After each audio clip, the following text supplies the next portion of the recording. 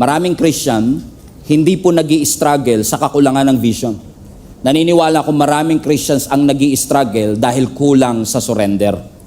Lalo na po yung kultura natin na tinuruan po tayo na follow your dreams. Narinig nyo na po ba yan? Follow your dreams. Nakikita nyo yan sa mga ref, nakikita nyo yan sa mga jeep, nakikita nyo yan sa mga social media posts, naririnig nyo yan sa mga TED Talks, nakikita natin yan sa mga pop culture, sa mga branding and advertisement. Pero yung salitang follow your dreams, hindi ho biblical yan. Hindi po itinuro ng Biblia na sundan natin ang ating mga pangarap. Yan po ay cultural mantra. Nakasanayan na po natin. However, hindi natin maitatanggi na marami ho talagang tao, mas pinupurso nila yung pangarap nila kesa yung layunin ng Panginoon sa kanilang buhay. No wonder marami pong mga tao today successful pero parang hindi nakakapagpahinga. Napansin niyo ho ba na maraming tao, they have the money, marami silang pera pero nawawalan ng meaning ang kanilang buhay. Oo, marami silang ginagawa, productive sila, but at the end of the day, their heart feels empty. Maraming mga Christians din in our generations today, parang paabante ng paabante yung career, pero paatras ng paatras yung calling. Something is wrong. Ang puso natin nangangarap, pero kailangan nating maunawaan at mapaalalahanan na ang buhay natin may purpose. Kung ang toothbrush nga may purpose, ikaw pa kaya? Kung ang ilaw nga may purpose, ikaw pa kaya? Ang toothbrush, ang purpose niya, ipanglinis ng ngipin. At least siya, alam niya ang purpose niya. Ikaw, ako, tayo kaya? Ano ba ang purpose natin? Ang purpose lang ba talaga natin magtrabaho ng magtrabaho araw-araw, kumain, matulog, tapos na? O may mas malalim na meaning ang buhay? Ang purpose ba natin, uminhale ng oxygen at mag-exhale ng carbon dioxide? At pagkatapos nun, tapos na, mamamatay tayo, mawawala tayo dito sa mundo, at pagkatapos nun, tapos na ang ating buhay. Nagkakaroon po ng problema kapag yung purpose natin at yung plano natin ay nagko-compete with each other. Pag yung plano mo sa buhay at yung purpose ng Panginoon nagkaroon ng pagbabangga, ibig sabihin hindi alam kung sino ang dapat mauna, marami ang nagre-resulta sa burnout. Bakit na-burnout? Bakit ko sinabi na posibleng ma-burnout ang isang tao na hindi niya alam kung ano ang kanyang ipaprioritize? Because it's possible for us to dream outside God's design. Okay, let me repeat. It's possible for a Christian to dream outside God's design. But you can never fulfill your purpose outside of God. Okay? So pwede kang mangarap na labas sa disenyo ng Panginoon, pero hindi mo magagawa ang purpose ng Diyos kung tatanggalin mo siya sa iyong buhay. Bakit to? Ang pangarap nagbabago. Naalala ko, many years ago, na-share ko yan, nasa YouTube pa yata eh. Isa sa mga pangarap kong sasakyan, BMW. Pero nung nalaman ko yung presyo, e-bike lang, okay na pala ako. Kasi di ba, napansin nyo, ang pangarap nagbabago siya eh. Ang pangarap seasonal siya. Ang pangarap negotiable siya. At karaniwan ng mga pangarap natin ay powered by our desire. Anong ibig sabihin? Kumbaga, kaya ka nangangarap, nagdi-desire ka. Halimbawa, nagdi-desire kang yumaman. Nagdi-desire kang sumikat. Hindi ba sama ha? Nagdi-desire kang maging komportable. Nagdi-desire ka na yung mga anak mo makatapos ng pag-aaral. Nagdi-desire ka magkaroon ka ng influence at hindi lang ikaw ang nai-influence. Ganun ang pangarap eh. Usually, powered siya and motivated siya. Ito ang gusto ko. Pero ang purpose iba. Kung ang pangarap driven siya, ito ang gusto ko, ang purpose ina-assign. Ang purpose by design. Ibig sabihin ng ina-assign, hindi ikaw ang pumipili ng purpose mo. Sa pangarap, ikaw eh. Pero sa purpose, hindi ikaw pipili niyan. Ang pumipili ng purpose mo, yung lumikha sa'yo. So, posibleng ang pangarap mo yumaman, pero ang purpose mo maglingkod. Okay? Posible ang pangarap mo maging sikat, pero ang purpose mo maging steward, sumunod, to build other people, o dalhin ang ibang tao pabalik sa ating Panginoon. Kumbaga, sa pangarap, laging sinasagot yung tanong na, ano bang gusto kong mangyari sa buhay ko? Pangarap yan eh. Pero kapag purpose, bakit ba ako nilikha ng Diyos in the first place? Ano ba ang reason kung bakit ito nangyayari? A few months ago, I discussed a message about, I think that is our anniversary Sunday, I discussed about the value and the importance of a potter and a clay. You still remember that? Na si Lord, siya ang humuhulma sa atin at tayo naman ang kanyang clay. Balikan nga natin yung verse sa Isaiah chapter 64 verse 8. Ang sabi ng Biblia, yet you, Lord, our Father, everybody read this with me, We are the clay. Sino yung we? Tayo. Tayo daw po ay putik. Tayo daw po ay clay. Pero sino ang pattern? Si Lord. Siya ang ibig sabihin ng pattern, siya yung naghuhulma doon sa clay. At dahil siya ang naghuhulma, ano sabi ng last part? We are all the work of your hand. Ibig sabihin, ganito lang kasimple, no? Tayong lahat, sumusunod lang kung ano ang gusto nung pattern na naghuhulma sa atin. Komprende? Sino ba ang pattern? Si Lord. Sino ba ang clay? Tayo. So kapag ba inassign ka ng Diyos, ako ang pattern, ikaw ang clay, control ba yon? Hindi. Manipulation ba yon? Hindi. Binabalik ka lang sa disenyo mo. You are created to follow God's design. Halimbawa, yung clay ba magiging bowl o magiging cup? Yan. Sino magdi-decide? Yung pattern. Ibig sabihin, walang kaalam-alam ang clay, basta siya sunod lang siya ng sunod. Pag iniikot siyang gano'n, sunod lang siya ng sunod. So kapag sinabi ng pattern na, magiging bowl ka, ikaw magiging jar ka, ikaw magiging cup ka, wala siyang magagawa. Now, pwedeng mangarap yung clay. At sabihin niya, gusto kong maging espada. Yan. Halimbawa, yung clay sabi niya, habang inuulma siya, Sir, pwede ba akong maging espada? Pwede kang mangarap, pero nakadetermine pa rin yung future mo doon sa pattern mo. So, ibig sabihin, walang problema mangarap. Pwedeng mangarap ang clay na pwede siyang maging sword. Pero ang tanong, yung clay ba nakadesign para maging espada? No, hindi siya nakadesign para maging espada. Ang espada kayang mag-cut. Ang clay, hindi niya kaya yon. So kahit anong effort ng clay, hindi niya magagawa yung bagay na hindi niya design. Sino sa inyo nangangarap makalipad? Sarap nun, di ba? Kung magkakaroon ka ng superpowers, isa sa mga superpower ko, Pastor, gusto kong makalipad ako. Pero ang tanong, pangarap mo makalipad, gusto mong makalipad, pero nakadesign ka ba para lumipad? Hindi. So kapag tinangka mong lumipad, hirap ka. Imposible pa nga eh. Tama, andyan pa ba kayo? Tama. Pero yung hirap ka, madali sa ibon. Kasi yung ibon, design talaga siya para lumipad. Meron na ba kayong nakitang ibon na nag-enroll sa flight school? Halimbawa, gusto kong matutong lumipad.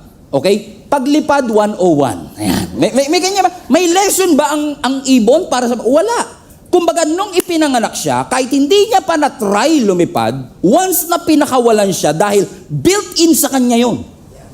Effortless ang paglipad. Halimbawa, ang isda, design siya para sa tubig. Wala kang makikitang isda na nag-e-enroll sa swimming school. Walang isda na nag-swimming lesson.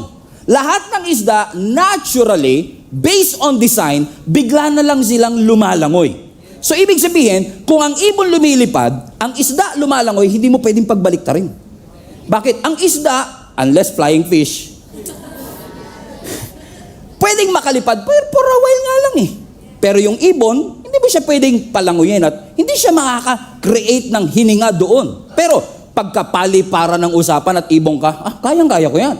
Pero kung palanguyan ng usapan at isda ka, walang problema. Bakit? You don't try to become what you already are. Hindi mo ini-effort na matutong lumangoy kung dinisenyo ka talaga ng Panginoon sa tubig.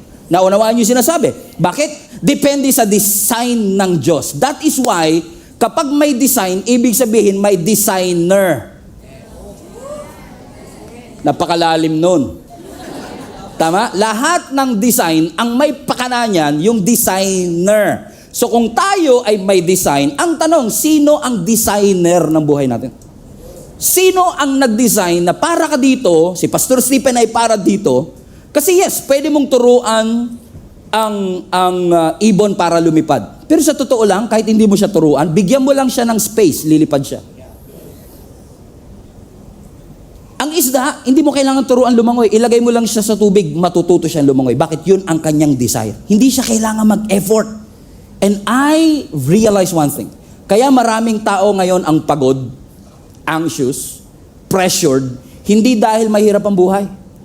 Kaya tayo pagod, kaya tayo pressured, kaya tayo anxious, kasi kumikilos tayo na labas sa design ng Diyos.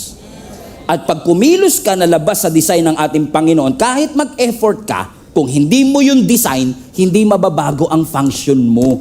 Kahit na mag-aral ang ibon lumangoy, kung hindi yun ang design niya, hindi siya makakahinga sa ilalim ng tubig. Kahit na ang isda, mag-aral pa siya ng 4 na taong kurso, kung paano siya lilipad, kung hindi niya design yun, hindi niya magagawa. At kahit anong pilit mo anak, kahit anong pilit mo kapatid, kung hindi ka dinesign ng Panginoon kumanta,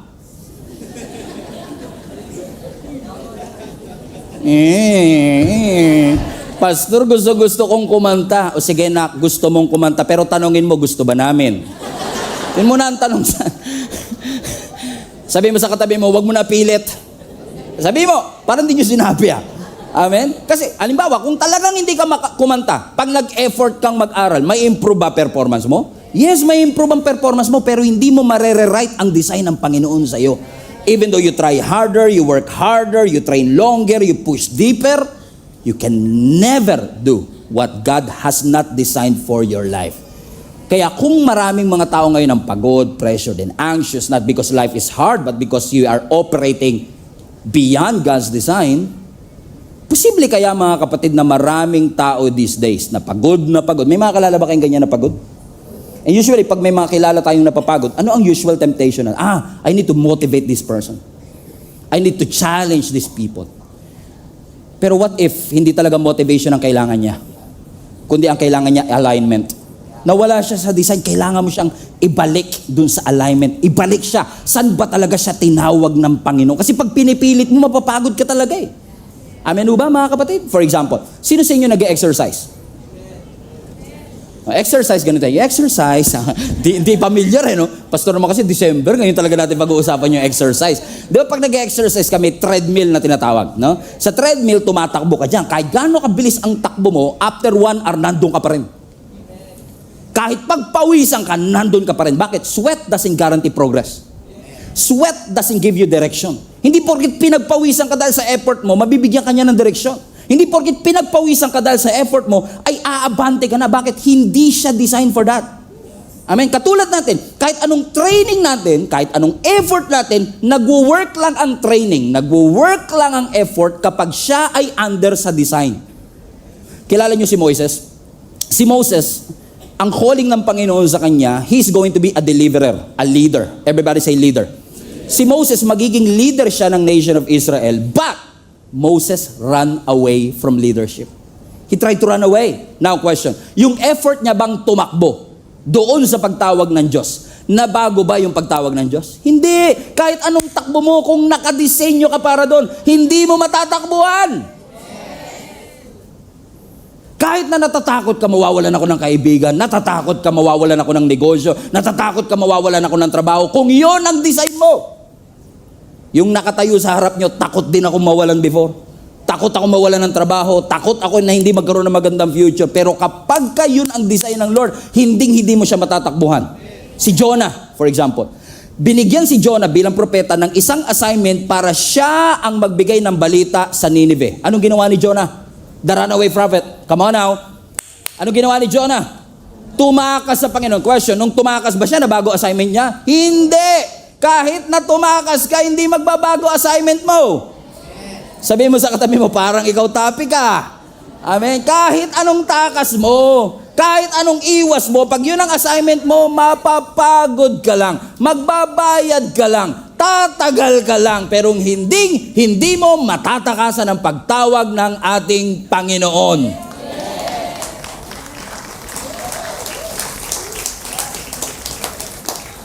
Kahit ikaw si Usain Bolt at ikaw ang may pinakamabilis sa pagtakbo, hindi mo mauunahan ng Diyos. Si Peter, he catch the fish all night, effort, but he caught nothing. Why? Without the presence of God, walang bunga lahat ng ating ginagawa. Even if your effort can make you successful, only God's purpose will give you fulfillment. Samson. Si Samson, binigyan siya ng Panginoon ng mandato to be a deliverer. Siya ang gagamitin ng Lord to deliver the nation of Israel against the Philistine. Pero may ibang pangarap si Samson. May purpose siya. Anong purpose niya? Be a deliverer. Pero ano ang pangarap ni Samson? Gusto niya babae. Di si Samson, naghanap ng maraming babae. Kasi gusto niya pleasure. Pangarap niya maging lover boy. Na Samson the lover boy. May pagmamalaki naman kasi physically talagang malakas eh. Ang mga babae, impress sa kanya, pero yun ba ang purpose kung bakit siya pinalakas ng Panginoon? Para lumapit ang babae sa kanya? Hindi. Kaya siya pinalakas ng Panginoon para maging tagapagligtas. Hindi para ikulong ang iba sa kanyang pag-ibig at pagmamahal. Medyo corny yun, pero sige, tinawanan nyo naman. Pasok na rin. Amen? Bakit? Nangarap siya ng pleasure, nangarap siya ng admiration, nangarap siya na siya magkokontrol sa kanyang buhay. Binigyan ako ng Lord ng kakaibang lakas, pero gagamitin ko to sa iba. E ano nangyari? Alam natin ang sinabi ng storya, di ba? Judges chapter 13 hanggang 16. Ano sabi ng scripture? Nung ginupit ang buhok ni Samson, burst paid ba yan, sir? Burst paid pa yan. Burst paid pa rin to. Nung ginupit ang buhok ni Samson, ang sabi ng Bible, nawala sa kanya ang kanyang lakas.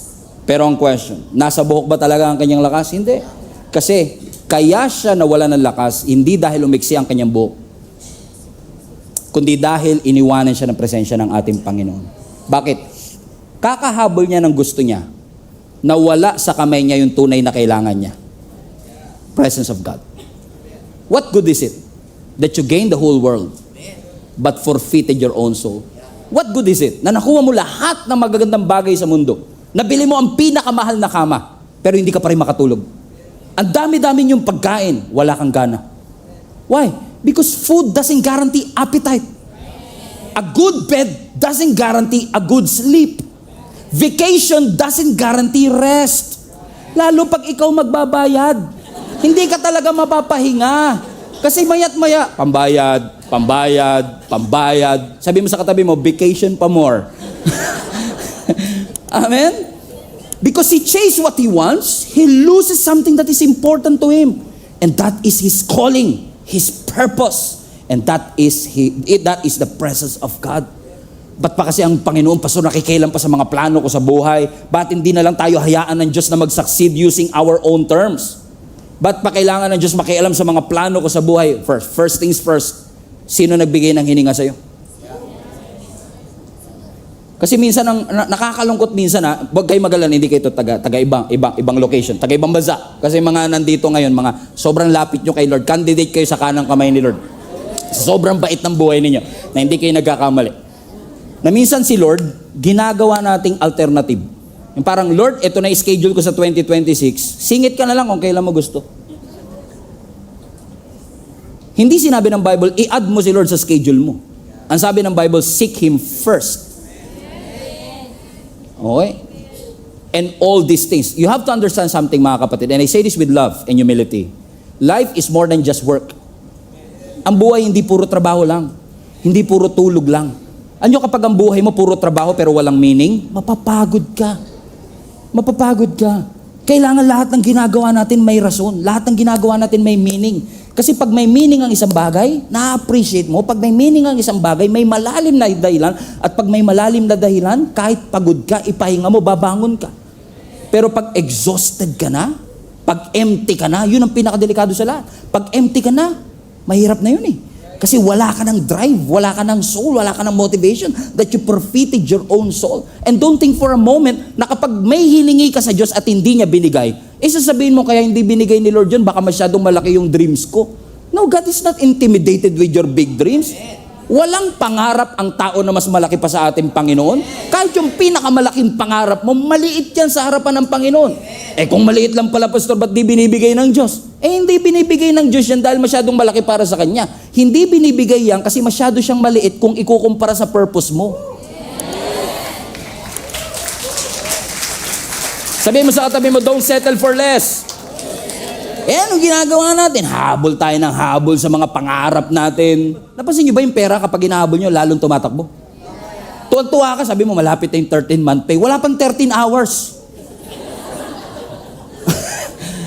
Ubus at least dumaan, Pastor.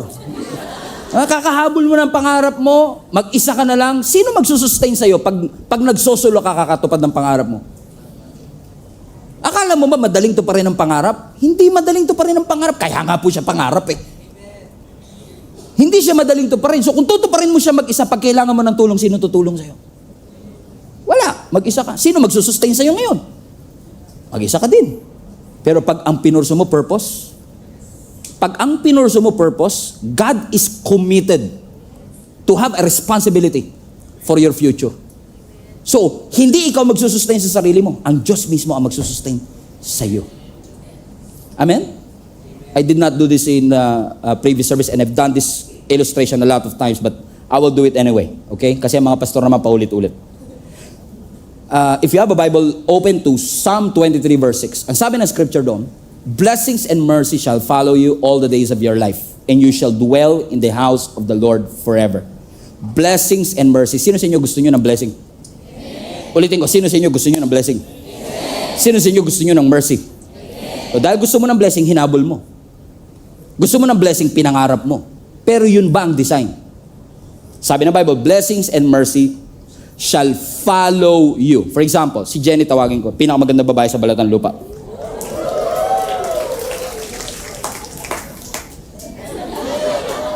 Total, siya naman ang blessing ko. Yeah! Okay. Ang sabi ng scripture, blessings, kunwari si Jenny ang blessing, ang sabi ng scripture, blessings and mercy shall follow you. So as you pursue God, by design, blessing should, no effort, blessing should by design. Ano ang condition? Pursue God and blessings will follow you all the days of your life. So ibig sabihin, when I pursue the Lord, I don't have to worry, may pambayad na ba kami? I don't have to worry, paano na yung mga anak ko? No, because it's automatically pursuing you. Kaya kapagod at hirap, binabaliktad mo yung design. You are pursuing the blessing. Habol ka ng habol sa blessing. Tapos, pag mag-isa ka na lang, sabi mo, nasa na si Lord? Iniiwan ako ng Lord. Hindi ka iniiwan ni Lord. Ikaw ang umiwan sa Kanya. Kaya, pag nasa ganitong sitwasyon ka kapatid, nagtataka ka, bakit mga desisyon ko, bubo? Alam mo yun? Dinicide ko talaga yun. Di ba parang, ba't ganun ang desisyon ko? Paano ka magkakaroon ng wise decision kung yung source ng wisdom nandun? Paano ka magkakaroon ng peace dito kung ang source ng peace nandun? Kaya sabi ng design, balik ka sa design. Ano ba ang design? Pursue it. And blessings and mercy shall follow you. Comprende? Thank you, Be. Amen? Lahat naman kasi talaga, nung nagsimula, may purpose naman talaga yan. Lalo tayo na, halimbawa, sa mga OFW natin, mga nanonood online today, let me know in the comment section kung saan kayong parte ng mundo. Just for us to have a clear picture of as to how many people have been working abroad. Maaaring may kakilala ka nagtatrabaho sa abroad. Especially kung Christian yung nagtatrabaho sa abroad. Bago yan umalis dito sa bansa, nanalangin niya kay Lord. Sabi niya, Lord, aproban niyo lang yung visa ko. Maglilingkod ako sa iyo hanggang wakas.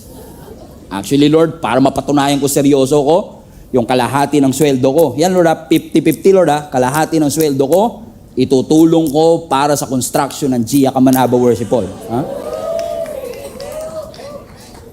Ibig sabihin, karamihan ng umalis, missionary.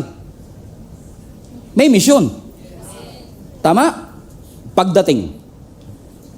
Napalitan yung mission ng paano ko aasenso. Yon. Hindi masamang umasenso. Hindi masama. Ako nga, ina-advocate ko. Ipanalangin, di ba? Almost every week, pinagpe-pray ko, umasenso business ninyo. Walang problema sa pag-asenso.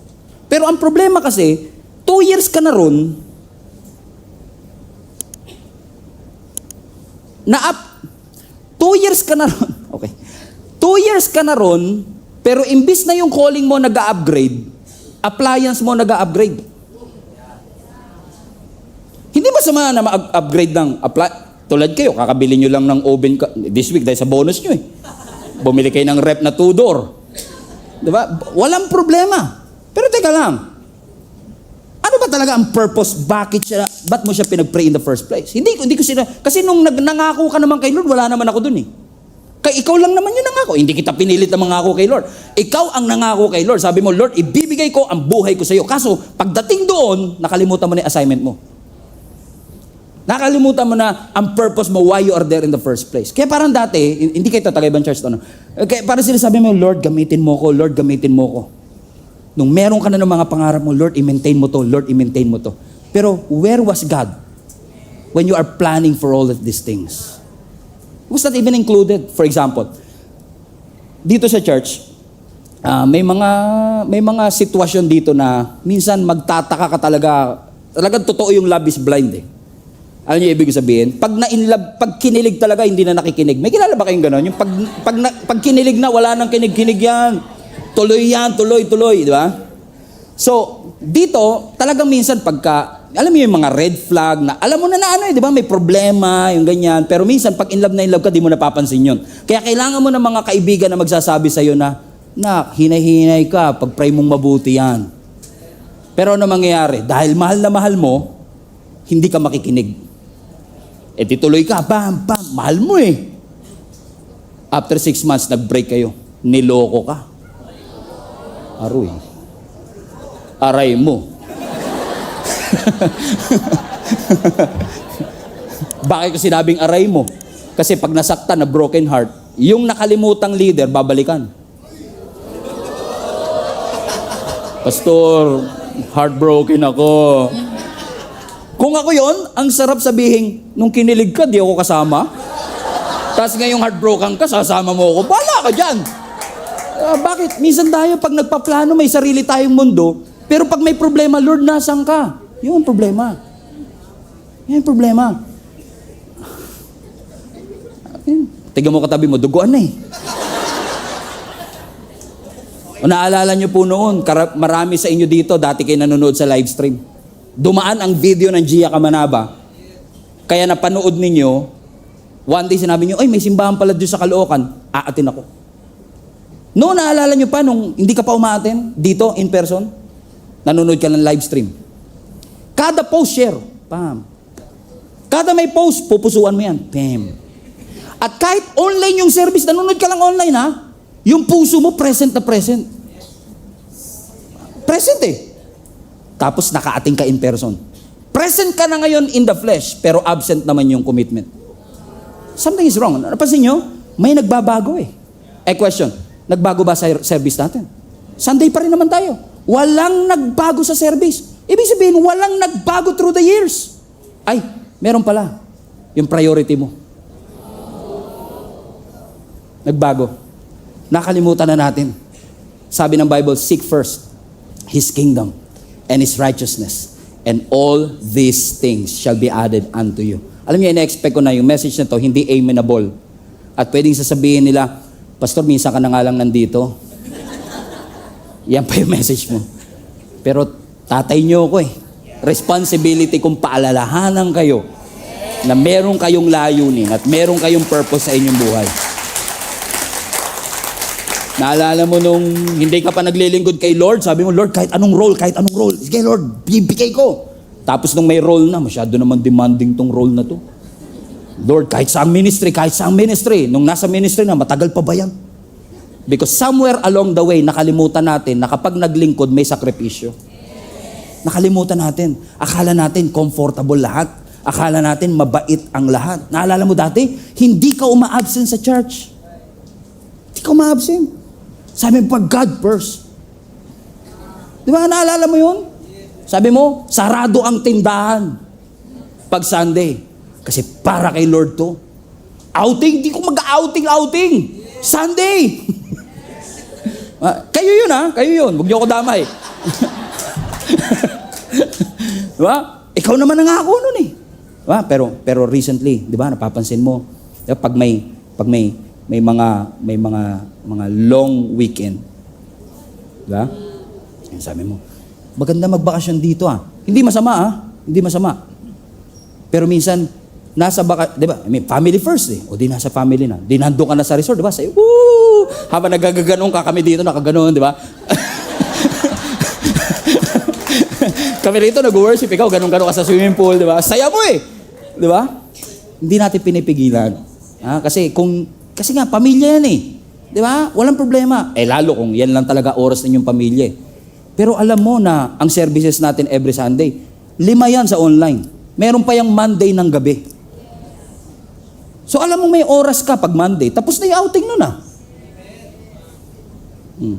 May internet? Meron. May access? Meron. Ano wala? Eagerness. Yun yung nawala. Hindi na nagbago yung church eh. Ang nagbago yung eagerness, nagbago yung priority. Sabi nga nila, pag gusto, pagkaayaw, ako ba nagsabi? Kayo nag-fill in the blanks. Amen. Sabi mo sa katabi mo, ikaw talaga target ni Pastor today. Oo. Yung katabi mo, dati nag-a-adjust pa yan. Pag Sunday, di ba, sabi niyo, yun. Pero ngayon, wala. Pwede mo ba sabihin, nanlamig ba siya, Pastor? Hindi naman siya nanlamig kay Lord. Masyado lang napasarap yung pahinga. Oh, bakit ko sinasabi? Tatandaan niyo to mga anak. Ang backsliding, pag sinabing backsliding, yung pagbalik mo sa lumang buhay, ang backsliding hindi nagsisimula sa rebellion. Walang nag-backslide, rebelde ka agad. Walang ganun. Karamihan ng nagba-backslide, if not lahat ng nagba-backslide, hindi rebellion ang simula. Ang simula, neglect. Kapabayaan. Yung dating importante, hindi na masyadong importante sa kanya ngayon. So anong ibig ko sabihin? Hindi ka naman biglang tumalikod sa Lord. Hindi ka biglang nawala sa Panginoon.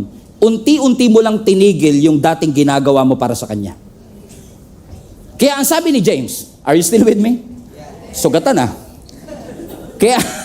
Kaya ang sabi ni James sa James chapter 4, now listen, verse 13. Giya kamanaba, makinig kayo. Lahat ng mga tao na nagsasabing, ngayon o bukas, pupunta kami sa Thailand. Pupunta kami sa Japan. We will spend a year there. We carry on with our business and to make money. Verse 14. Bakit? Bakit? You don't even know what will happen tomorrow. What is life? What is your life? You are a mist, hamog, galang. Alam niyo ibig sabihin ng hamog, fog? Pag hinalintulad yung buhay natin sa hamog, ibig sabihin, ngayon nandyan, mamaya wala na. Ibig sabihin, walang guarantee ng sustainability. Walang guarantee ng breath for tomorrow. Kaya sinasabi na, kayong lahat na nagsasabing, ngayon pupunta ako dito sa city nito, bukas pupunta ako dito, magtatayo ako ng negosyo, I will make money. Hold your horses. Hold your horses. Do you not know that your life is a mist?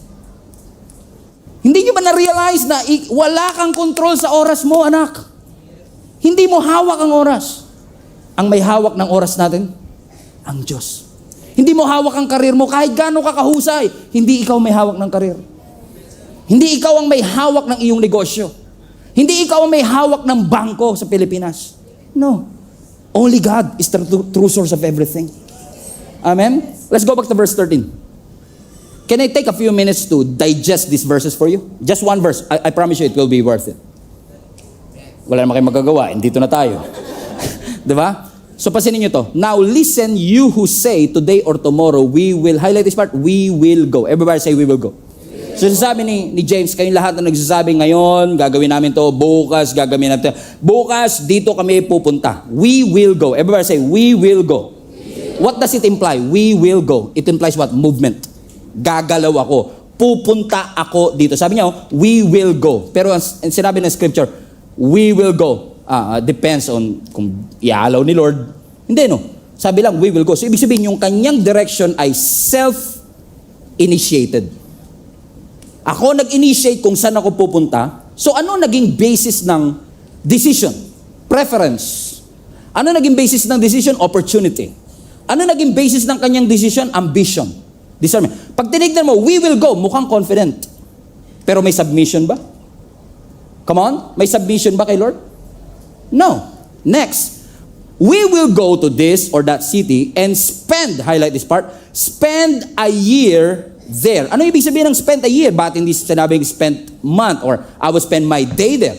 So the fact na sinabi niyang, I will spend a year there, ibig sabihin ginagaranti niya buhay pa ako after 1 year. And that is an illusion, my friends. Illusion siya na ikaw ang may hawak ng iyong oras. You don't hold your future. You don't hold your time. Time is not a right.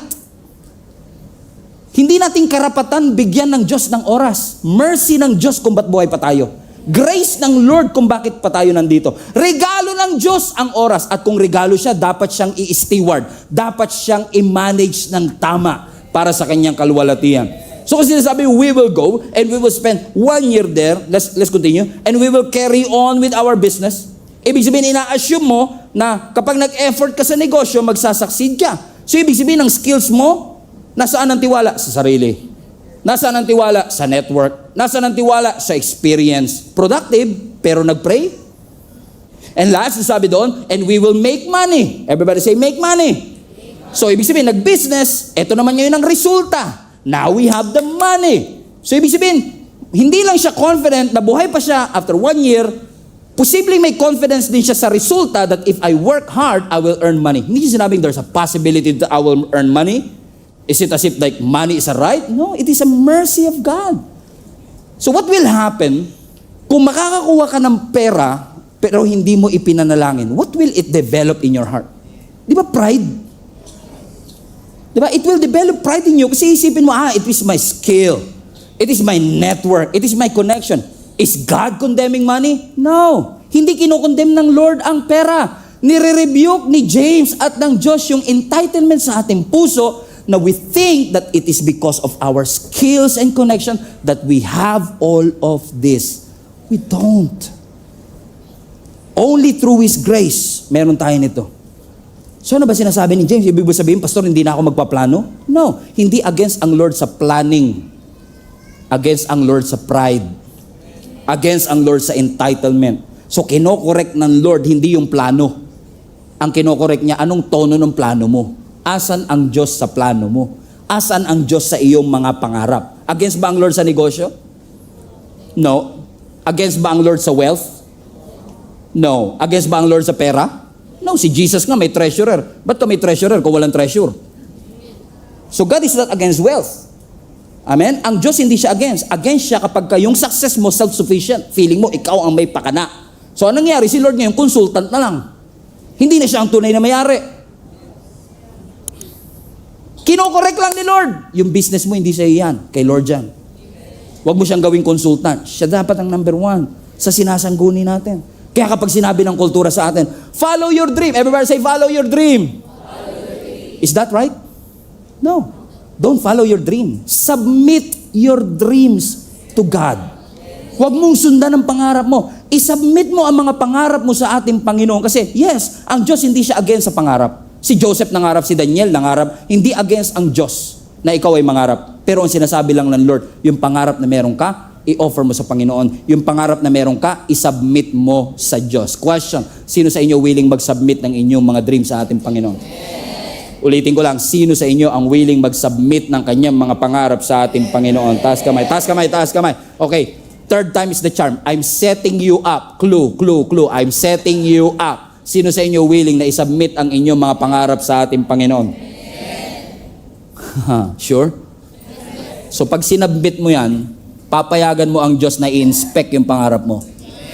Papayagan mo ang Diyos na i-redefine ang pangarap mo. Okay pa rin sa'yo. Okay, ito matindi. Papayagan mo ba ang Diyos na i-resize ang pangarap mo? Okay. Amen pa rin. Ito, ewan ko na lang. Papayagan mo ba ang Diyos na i-replace ang pangarap mo? Kasi submission eh.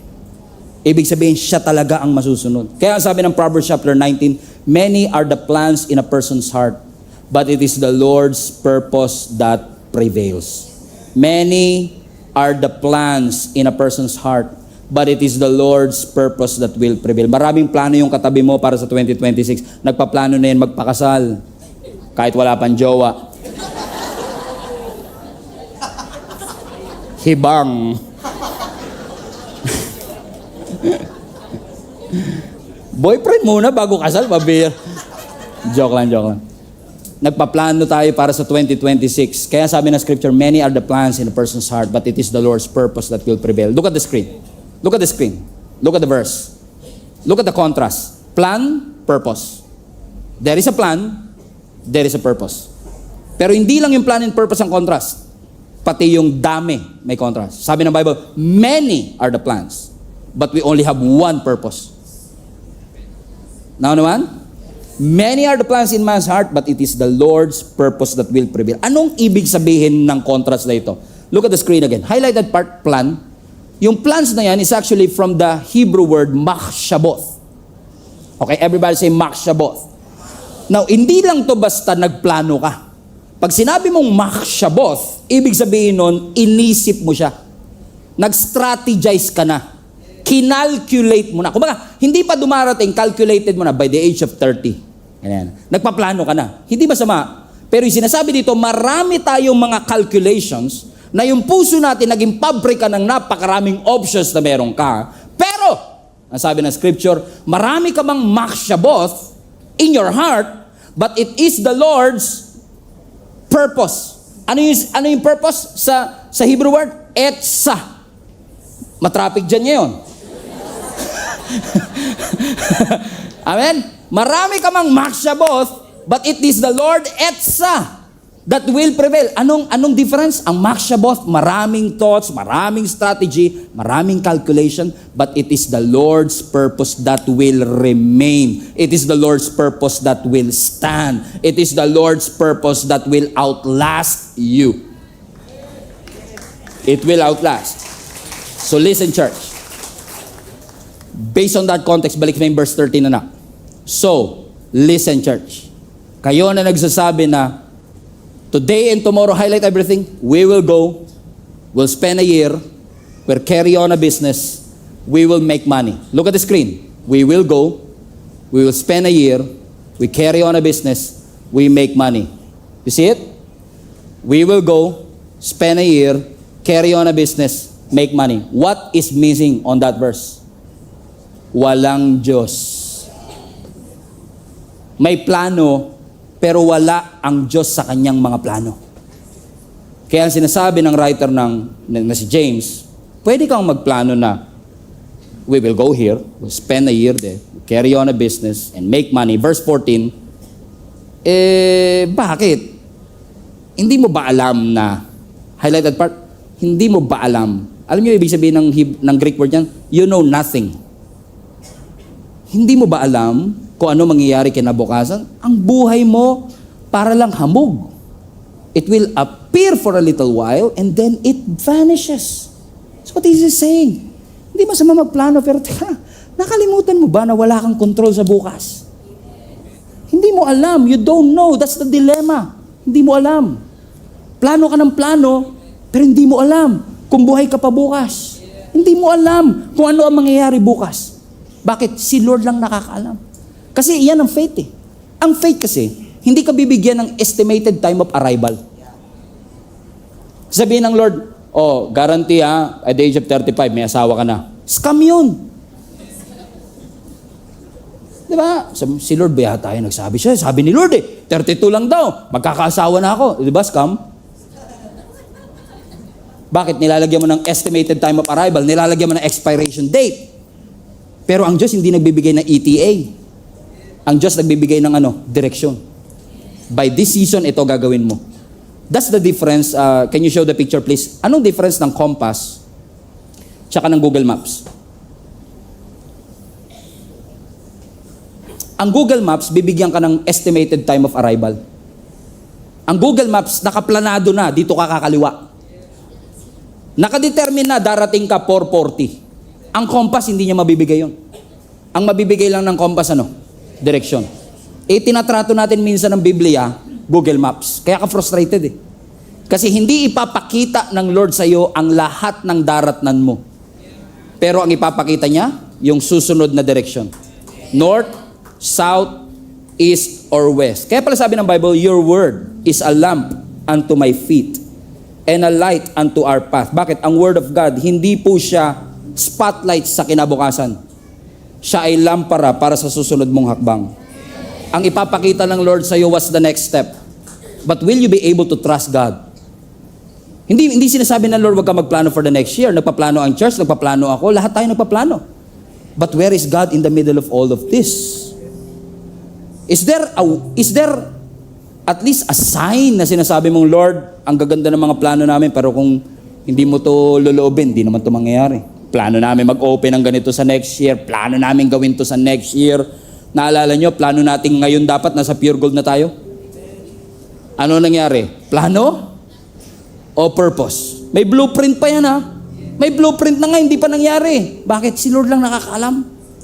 Si Lord lang nakakaalam ng lahat ng bagay. So let's submit our desires to God. Bakit? So sinasabi ni James, balik mo yung verse 14 anak. Makinig kayo, Gia Kamanaba. Kayo sinasabi nyo, today, tomorrow, we will go to that city, spend a year, carry on a business, make money. Hey, why? Next verse. Why? You don't even know what will happen tomorrow. Your life is a mist that appears for a while. Huwag mong sabihin na kaya mo itong gawin. You can make money. You can spend there in 1 year. Verse 15. Instead of saying that, you ought to say, highlight this part, if it is the Lord's will. So instead of sabihin, next year, sure. Ang sinasabi ni James, instead of saying that, say, if the Lord is willing. Diyan natin nakuha yung God willing. Hindi tayo binibigyan ng James ng additional sa ating Christian vocabulary. Kasi nung sinasabi ni James yan, if it is the Lord's will, we will live. Bakit literal nilang sinasabing kung kalooban ng Lord na buhay pa kami because they were persecuted at that time. Literal silang hinahunting at gustong patayin. So parang sinasabi nila, hindi ko mapapangako kung makikita pa tayo next year. So if it is the Lord's will na buhay pa kami, magkikita tayo. So ano sinasabi? Hindi masama magplano. Pero include mo si Lord. Lagi mong isang guni, ito ang kalooban ng Diyos sa aking buhay. Is it God's will for you to do it? Or is it your dream, your will? Submit your dreams to God. Submit your dreams to God. And you will never go wrong with it. Amen? God willing. Next year, sama-sama pa rin tayong sasamba sa Panginoon. Because we don't know what will happen. Ang alam lang natin, loobin ng Diyos, lahat tayo sama-samang sasamba at magpupuri. Loobin ng Diyos, makakapagtapos ng pag-aaral yung mga anak next year. Loobin ng Diyos, masisimulan yung negosyo next year. Loobin ng Diyos, may malaking project na darating sa iyo next year. Loobin ng Panginoon, magkakaroon ng financial breakthrough ang iyong pamilya. Loobin ng ating Panginoon, yung iyong mga pangarap na namatay, ibabalik ng Panginoon into life. Loobin ng ating Panginoon, makakapaglingkod ka sa ating Panginoon in a whole different level. Loobin ng ating Panginoon, magiging pastor yung katabi mo. Hallelujah. Loobin ng ating Panginoon. Amen. Loobin ng ating Panginoon, ang ating simbahan will continue to grow like never before. Loobin ng ating Panginoon, may pagkain pa rin tayo sa ating hapagkainan. Loobin ng ating Panginoon, walang magkakasakit sa atin sa linggong ito. Loobin ng ating Panginoon, may mga gagaling sa cancer. Loobin ng ating Panginoon, tinaningan ka na ng doktor, pero ang Diyos will heal and sustain you. God, if the Lord will it, it will happen. Submit your dreams to God. Because if you're willing, and God is willing, you're going to experience it like never before.